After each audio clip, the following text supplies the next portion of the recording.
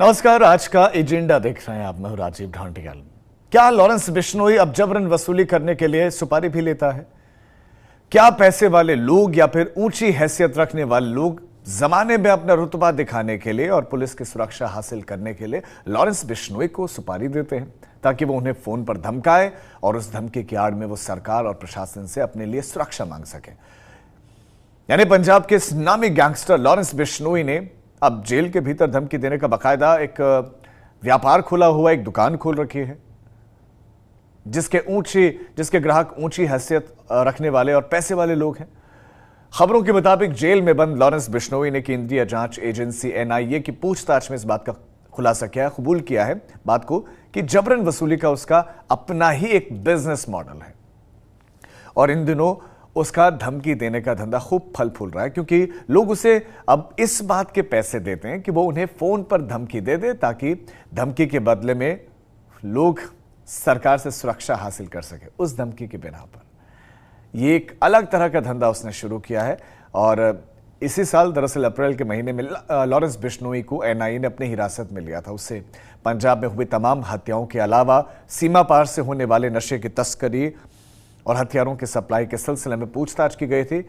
केंद्रीय जांच एजेंसी ने इस बात का भी पता लगाने के लिए लॉरेंस बिश्नोई से सवाल जवाब किए ताकि आतंकियों के साथ पंजाब के गैंगस्टर्स के जुड़े तारों को भी खंगाला जा सके।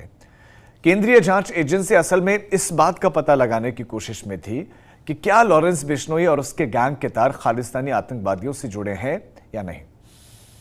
लॉरेंस बिश्नोई ने जो अब खुलासा किया है वो इसमें कोई दो राय नहीं है कि चौंकाने वाला खुलासा, यानी कि जिन लोगों के पास पैसा है, जिन लोगों की हैसियत ऊंची है लेकिन उनके पास पुलिसिया प्रोटेक्शन नहीं है, तो पुलिसिया प्रोटेक्शन हासिल करने के लिए उनके पास सबसे अच्छा रास्ता लॉरेंस बिश्नोई की। लॉरेंस बिश्नोई एक कॉल कर देगा, एक कॉल पर धमकी दे देगा और उस धमकी के आधार पर उस हैसियत रखने वाले व्यक्ति को, अब वो चाहे किसी भी वर्ग का है या किसी भी क्षेत्र का है, बस वो हैसियत रखने वाला व्यक्ति है, उसको सिक्योरिटी मिल जाएगी। उसके पास लोगों को दिखाने के लिए, अपना रुतबा दिखाने के लिए, जलवा दिखाने के लिए कुछ होगा कि मेरे पास पुलिसिया प्रोटेक्शन है क्योंकि मैं इस सोसाइटी में ज़रा बड़ा हूँ, मेरे पास पैसे हैं। और ऐसे लोगों के लिए सबसे आसान रास्ता है लॉरेंस बिश्नोई, और लॉरेंस बिश्नोई के पास ऐसे लोगों से बहुत पैसा मिल जाता है।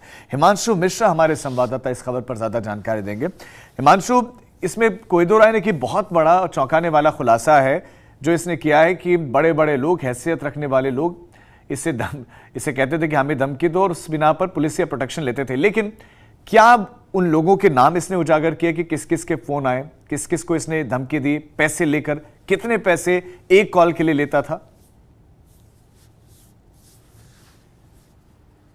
देखिए, ये बात तो रेगुलेशंस के लिए एजेंसीज को, जो सिक्योरिटी एजेंसीज हैं, केंद्रीय एजेंसीज हैं, पुलिस हैं, उनको ये जब भी किसी को फ़ोन करता है या कोई जाकर के पुलिस में कंप्लेन करता है कि मेरे पास गैंगस्टर लॉरेंस बिश्नोई या कि उसके किसी गुर्गे का फ़ोन आया और मुझसे रकम मांगी जा रही है, पैसे मांगे जा रहे हैं, तो वो लिस्ट पुलिस के पास है। अब बस पुलिस को वेरीफाई करना है इस पूरे मामले में कि कौन है जिसने झूठ बोला, कौन है जिसने इसको प्लॉट करवाया, कौन है जो डायरेक्ट लॉरेंस बिश्नोई तक पहुंचा और उसने फिर खुद को कॉल करवाया ताकि उसे सिक्योरिटी मिले।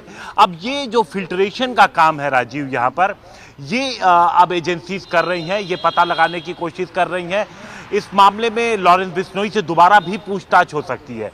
दरअसल इस बार जो पूछताछ होनी थी राजीव, वो पूछताछ तो ये होनी थी जो फंडिंग की बात थी कि क्या जो गैंगस्टर्स हैं, जो उनके गैंग हैं, क्या खालिस्तानी जो ऑर्गेनाइजेशंस हैं उनको फंड कर रहे हैं, उनको किसी तरीके से रुपए या पैसे मुहैया करा रहे हैं। तो इससे रिलेटेड पूछताछ होनी थी, लेकिन जब पूछताछ आगे बढ़ी तो उसमें ये खुलासे भी सामने आए हैं। अब आगे एजेंसी दोबारा जब पूछताछ करेगी तो हो सकता है नामों के खुलासे भी हमारे सामने आए।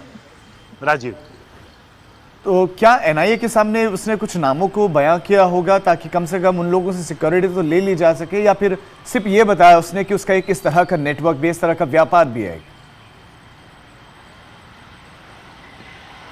देखिए, उसने ये बताया कि वो दरअसल कहीं ना कहीं, देखिए, वो गैंगस्टर है और गैंगस्टर जो है वो कोशिश करता है कि उसका जो डर है वो लोगों में रहे। उसके गैंग की तरफ से अगर किसी के पास फोन जाए तो जो पैसा मांगा जाए वो मिले, ये उसकी अपनी कोशिश रहती है। और इसके लिए वो लगातार कोशिश करता है। एजेंसी का काम होता है कि वो किसी तरीके से ये साबित करे कि ये किसी से भी डरने की जरूरत नहीं है। एजेंसीज है, तमाम जो अरेस्टिंग होती है, आप देखिए जब भी कोई इस तरीके की कॉल आती है तो इस मामले में हमने कई बार देखा गिरफ्तारी होती है। कई बार तो हमने ये भी देखा है राजीव कि आसपास बैठा कोई लोकल क्रिमिनल, भले ही उसका कोई कई बार तो क्रिमिनल रिकॉर्ड भी नहीं होता, वो बड़े गैंगस्टर्स के नाम पे फोन करते हैं, उगाही की कोशिश करते हैं, और पुलिस जब इन्वेस्टिगेट करती है तो ऐसे लोग अरेस्ट भी हुए जिनका बड़े गैंगस्टर से दूर दूर तक कोई लेना देना भी नहीं होता।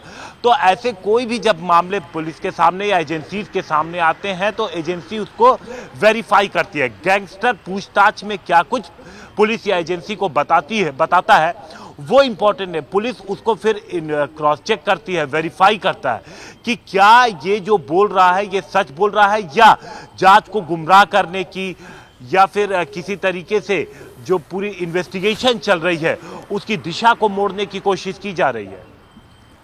हिमांशु, लेकिन क्या ये शर्मिंदगी की बात नहीं है उन अधिकारियों के लिए, उस महकमे के लिए, कि वो जेल से ऑपरेट कर रहा है और खुलासा कर रहा है एजेंसीज के अधिकारियों के सामने कि हाँ मैं इस तरह से एक नेटवर्क चलाता हूँ, लोग मुझे कॉल करते हैं, मैं धमकी देता हूँ, उनको सिक्योरिटी मिल जाती है, मुझे पैसा मिल जाता है। जेल में रहते हुए ये सब संचालित हो रहा है, ये कैसे मुमकिन है कि अभी भी ये नहीं रुक रहा है? देखिए, जेल चाहे कहीं की भी हो, दिल्ली की तिहाड़ जेल हो या कहीं की भी हो, जो भी गैंगस्टर बंद होते हैं तो उम्मीद ये की जानी चाहिए कि अब ये गैंगस्टर जेल में गया, अब इसका गैंग खत्म होगा, इसका जो अपराध है वो कम होगा और इसका डर धीरे धीरे खत्म होगा। लेकिन जेल बीच में ऐसा लगने लगा था कि जो उनके लिए बल्कि वो एक सेफ प्लेस बन गया है, जहां पर वो एक बार पहुंच जाते हैं, बैठ जाते हैं, तो वहां से उनको अपना नेटवर्क, अपना गैंग चलाना आसान हो जाता है। उनके पास मोबाइल फ़ोन, चाहे जितनी बार भी आप उनके खिलाफ रेड करिए, मोबाइल फ़ोन बरामद होते हैं। मोबाइल जाने के तरह तरह के तरीके हैं। कई बार पुलिस एजेंसी जो जेल प्रशासन है वो कार्रवाई करता है, मोबाइल रिकवर भी करता है। लेकिन इन तमाम कोशिशों के बावजूद जो गैंगस्टर हैं उनके पास जेल के अंदर मोबाइल पहुंचता है। अभी कुछ दिनों पहले हमने देखा था कि तिहाड़ जेल प्रशासन ने नेट्स भी लगवाए थे, क्योंकि देखिए जो तरीके अपनाए जाते हैं, जो बाहर से, एक तो जब कोई सामान जा रहा होता है या कोई कैदी जा रहा होता है, तो एक बार तो एक कैदी ने जो पेशी के लिए आया था, जब वो गया था तो उसने मोबाइल को गले से अंदर पेट में पहुंचा दिया था, जिसके लिए जब यकीन नहीं हुआ एजेंसीज को, बाद में उसे हॉस्पिटल में एडमिट कराना पड़ा। तो आप सोचिए कितने डेस्परेट रहते हैं ये मोबाइल के लिए। मोबाइल इनके पास पहुंचता है, फिर सिम पहुंचता है, उसके बाद जो अंदर जो नेटवर्क होता है वो ब्लॉक होता है, कई जगह जैमर लगे होते हैं, लेकिन उसमें भी ये कुछ ऐसे एरिया खोज निकालते हैं जहां पर उस नेटवर्क का, उस जैमर का पूरा असर नहीं होता है। और उसके बाद जब इन्हें कॉल करनी होती है तो ये उस जगह पहुंच जाते हैं और वहां से ये डायरेक्ट कॉल करते हैं। इसके अलावा जब ये जेल में बंद रहते हैं तो उस दौरान जो इनके गुर्गे हैं वो इन तक पहुंचते हैं, वहां से इनके संदेश लेके बाहर जाते हैं। लेकिन जब जरूरत होती है तो जेल में बैठे तमाम गैंगस्टर डायरेक्ट फोन पे बात करते हैं। आप देखिए राजधानी दिल्ली के तिहाड़ जेल में तकरीबन 12 से 14 बड़े गैंगस्टर बंद हैं।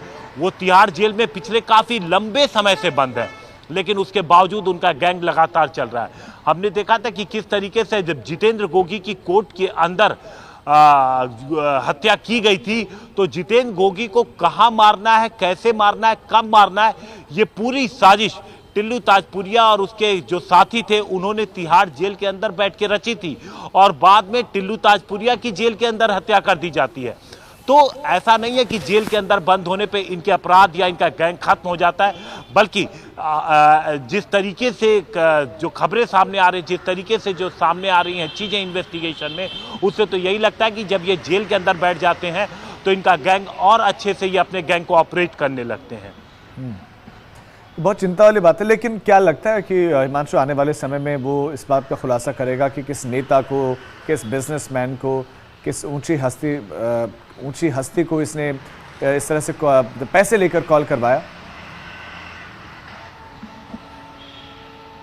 देखिए, ये काम एजेंसी अब अपने लेवल पे भी कर रही है, क्योंकि जब एजेंसी के पास इस तरीके की राजीव कोई लीड मिलती है तो एजेंसी खुद भी जांच करती है, और कहीं ना कहीं एजेंसीज के पास कोई इनपुट भी होता है कई हो सकता है कि एजेंसी ने इससे ये सवाल पूछा हो क्योंकि एजेंसी के पास कोई इनपुट आया हो और इनपुट के मिलने के बाद एजेंसी ने इससे सवाल पूछा हो जिसके बाद उसने जवाब दिया हो। अब जो भी गैंगस्टर की तरफ से पुलिस को या एजेंसी को जवाब मिलता है उसे वेरीफाई करते हैं कि क्या जो गैंगस्टर बोल रहा है वो सच है, क्योंकि गैंगस्टर हमेशा सच बोले ये जरूरी नहीं होता, क्योंकि वो इन्वेस्टिगेशन या इन्वेस्टिगेटिव एजेंसीज को गुमराह करने की भी कोशिश कर सकता है। इसलिए उसने जो भी बयान दिया है या जो भी नाम उसने एजेंसी के सामने लिए होंगे, अगर लिए हैं तो एजेंसी पहले उसे वेरीफाई करेगी कि क्या वो ये सच बोल रहा है या फिर जानबूझकर अपना कोई एजेंडा चलाने की कोशिश कर रहा है। राजीव। हिमांशु जी, बहुत शुक्रिया आपका हिमांशु इस तमाम जानकारी के लिए। लॉरेंस बिश्नोई ने एनआईए के सामने बड़ा खुलासा किया क्योंकि लॉरेंस बिश्नोई एक नामी गैंगस्टर है पंजाब का, और अब सिर्फ पंजाब नहीं बल्कि अलग अलग राज्यों में भी इसकी दहशत रहती है। पिछले साल सिद्धू मूसेवाला मर्डर केस हुआ, उसका एक मुख्य आरोपी भी है। इसके अलावा पुलिस ने अपनी चार्जशीट में लॉरेंस बिश्नोई को इस शूट आउट का मास्टरमाइंड बताया और इस वक्त गैंगस्टर पंजाब के ही बठिंडा जेल में बंद है।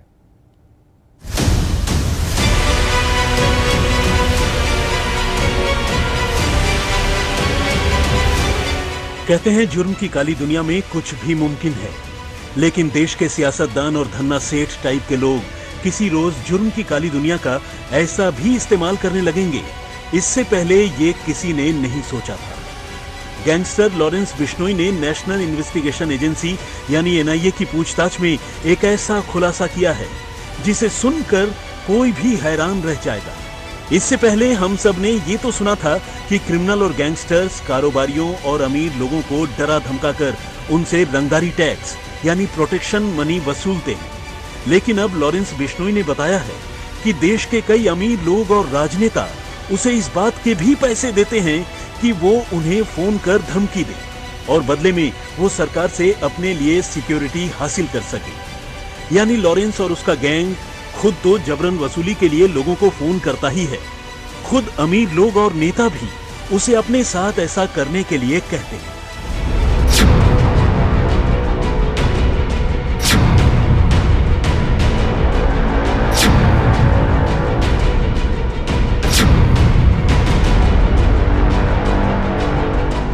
जाहिर है लॉरेंस बिश्नोई के इस खुलासे के बाद जांच एजेंसियों और खासकर पुलिस के लिए ऐसे लोगों की पहचान करना अब एक नई चुनौती है जो लॉरेंस बिश्नोई के क्राइम सिंडिकेट का इस्तेमाल अपने लिए सिक्योरिटी हासिल करने में कर रहे हैं। फिलहाल एनआईए ने लॉरेंस के इस खुलासे की जानकारी केंद्रीय गृह मंत्रालय को सौंप दी है। सूत्रों की माने तो लॉरेंस बिश्नोई ने यह कहा है कि वो शराब के ठेकेदारों, कॉल सेंटर के मालिकों, ड्रग सप्लायर्स और रियल एस्टेट कारोबारी समेत दूसरे अमीर लोगों से हर महीने कम से कम 2.5 करोड़ रुपए की प्रोटेक्शन मनी वसूल कर रहा है। फिलहाल पंजाब के बठिंडा जेल में बंद लॉरेंस ने एनआईए की पूछताछ में अपने बिजनेस मॉडल का भी खुलासा किया है। उसने बताया है कि वसूली के इस धंधे में वो अकेले नहीं है, बल्कि उसके साथ अलग अलग राज्यों में कई बड़े गैंगस्टर्स इस काम में पार्टनर्स की तरह काम करते हैं। मसलन यूपी में धनंजय सिंह, हरियाणा में काला जठेड़ी, राजस्थान में रोहित गोदारा, दिल्ली में रोहित मोई और हाशिम बाबा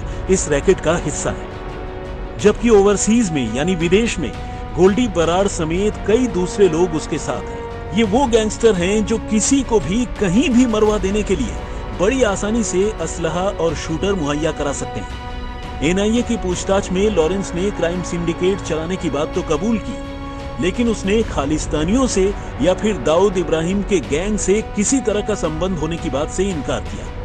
उसने कहा है कि वो खालिस्तान आंदोलन के खिलाफ है। उसने कहा है कि वो ऐसे गैंगस्टर्स को जानता है जो दाऊद के खिलाफ काम करते हैं और आने वाले दिनों में वो भी पूरी तरह दाऊद के खिलाफ काम करेगा। लॉरेंस ने एक्टर सलमान खान को मारने का अपना इरादा दोहराते हुए कहा है कि अगर सलमान ने वक्त रहते बिश्नोई समाज से माफी मांग ली तो वो उसे छोड़ भी सकता है, वरना वो हर हाल में सलमान खान की जान लेकर रहेगा। गैंगस्टर लॉरेंस बिश्नोई की हर जगह पैठ है।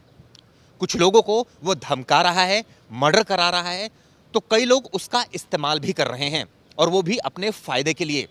दरअसल लॉरेंस ने पूछताछ में ये खुलासा किया है कि राजनेता और कई बिजनेसमैन उससे संपर्क साधते हैं और ये कहते हैं कि उसे धमकाया जाए ताकि इसकी आड़ में पुलिस से उन्हें प्रोटेक्शन मिले। अब क्या वाकई पुलिस प्रोटेक्शन लेना उनका मकसद है या फिर मकसद कुछ और है, इसकी जांच की जा रही है। लेकिन इस खुलासे से हड़कंप मच गया है। कैमरामैन विनोद के साथ चिराग गोठी, दिल्ली आज तक। जांच एजेंसी ने गैंगस्टर लॉरेंस बिश्नोई से पूछताछ की। उसमें पता लगाया कि उसके बारे में एक रिपोर्ट केंद्रीय गृह मंत्रालय को भेजी गई। इस रिपोर्ट में केंद्रीय जांच एजेंसी ने लिखा है कि खुद लॉरेंस बिश्नोई ने यह बात कबूल की है कि वो हर महीने करीब 2.5 करोड़ रुपए की जबरन वसूली कर लेता है और ये वसूली वो शराब डीलर्स, प्रॉपर्टी डीलर्स और नशे के सौदागरों से करता है। सिद्धू मूसेवाला का मर्डर किया, दाऊद इब्राहिम की डी कंपनी की तरह अपना बड़ा गैंग खड़ा किया। गैंग में 700 से ज्यादा शूटर हैं। देश के 7 राज्यों में नेटवर्क फैला है। जी हाँ, ये है डॉन गोल्डी बराड़ और गैंगस्टर लॉरेंस बिश्नोई के गैंग का पूरा सच। अब इस गैंग पर राष्ट्रीय सुरक्षा एजेंसी यानी एनआईए लगातार कार्रवाई कर रही है और इसी कड़ी में एनआईए ने एक चार्जशीट फाइल की है जिसमें गैंग को लेकर कई सनसनीखेज खुलासे किए हैं। तो सुनिए, एनआईए ने अपनी चार्जशीट में बताया है कि लॉरेंस बिश्नोई और उसका टेरर सिंडिकेट अभूतपूर्व तरीके से फैला है। ठीक वैसे ही जैसे 90 के दशक में दाऊद इब्राहिम ने छोटे मोटे अपराध करते हुए अपना नेटवर्क खड़ा किया था। बता दें कि दाऊद इब्राहिम ने ड्रग की तस्करी, टारगेट किलिंग, एक्सटॉर्शन रैकेट के जरिए और फिर उसने डी कंपनी बनाई, फिर पाकिस्तानी आतंकियों से गठजोड़ किया और अपना नेटवर्क फैलाया। ठीक दाऊद इब्राहिम और डी कंपनी की तरह बिश्नोई गैंग ने छोटे मोटे अपराध से अपनी शुरुआत की, फिर खुद का अपना गैंग खड़ा किया और नॉर्थ इंडिया में बिश्नोई गैंग का कब्जा हो चुका है। हम आपको बता दें कि कनाडा पुलिस और इंडियन सुरक्षा एजेंसियों के लिए मोस्ट वांटेड सतविंदर सिंह उर्फ गोल्डी बराड़ के जरिए बिश्नोई गैंग ऑपरेट हो रहा है।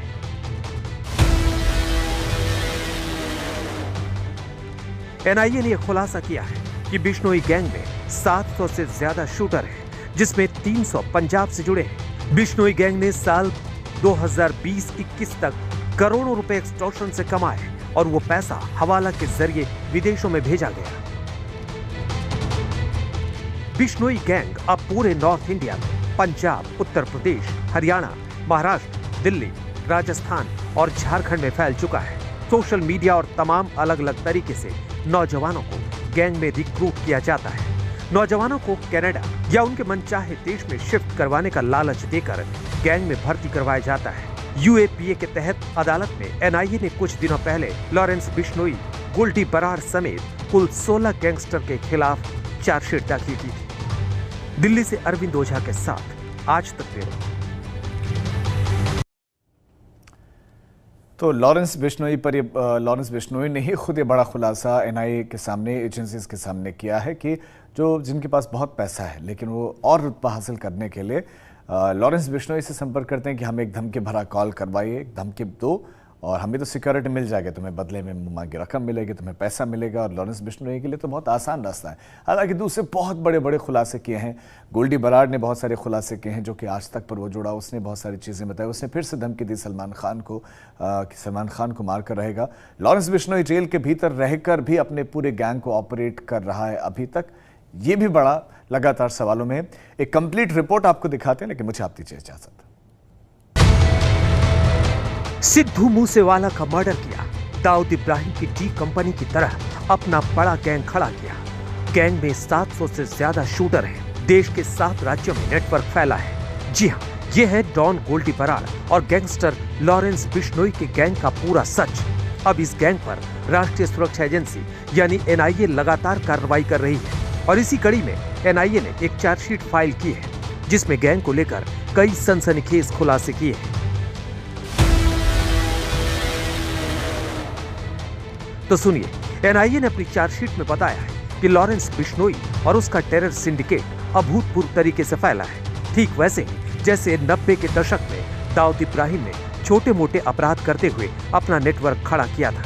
बता दें कि दाऊद इब्राहिम ने ड्रग की तस्करी, टारगेट किलिंग, एक्सटॉर्शन रैकेट के जरिए और फिर उसने डी कंपनी बनाई, फिर पाकिस्तानी आतंकियों से गठजोड़ किया और अपना नेटवर्क फैलाया। ठीक दाऊद इब्राहिम और डी कंपनी की तरह बिश्नोई गैंग ने छोटे मोटे अपराध से अपनी शुरुआत की, फिर खुद का अपना गैंग खड़ा किया और नॉर्थ इंडिया में बिश्नोई गैंग का कब्जा हो चुका है। हम आपको बता दें कि कनाडा पुलिस और इंडियन सुरक्षा एजेंसियों के लिए मोस्ट वांटेड सतविंदर सिंह उर्फ गोल्डी बराड़ के जरिए बिश्नोई गैंग ऑपरेट हो रहा है।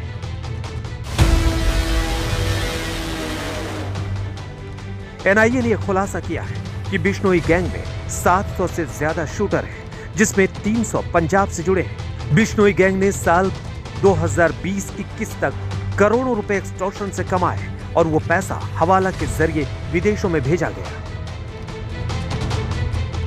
बिश्नोई गैंग अब पूरे नॉर्थ इंडिया में पंजाब, उत्तर प्रदेश, हरियाणा, महाराष्ट्र, दिल्ली, राजस्थान और झारखंड में फैल चुका है।